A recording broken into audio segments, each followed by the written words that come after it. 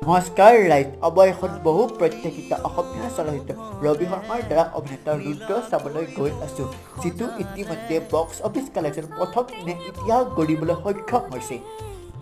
প্ৰথম দিনে ফাৰ্ষ্ট চোৱাৰ কথা আছিল, কিন্তু এক্সামৰ কাৰণে ফাৰ্ষ্ট চাব নোৱাৰিলে আজিয়ে চাব আছোঁ, বলক আমি ৰুদ্ৰ চাবলৈ যাওঁ। আৰে ভাই, ৰবিদাৰ চিনেমা হয়, মই নাচাম, এইটো কেতিয়াও হ'বই নোৱাৰে। ৰুদ্ৰ চাই আহি কিনে কৈ আছোঁ ছবিখন কেনেকুৱা হ'ল। আৰম্ভ হৈ গ'ল গাইজ ৰুদ্ৰৰ পগলামি।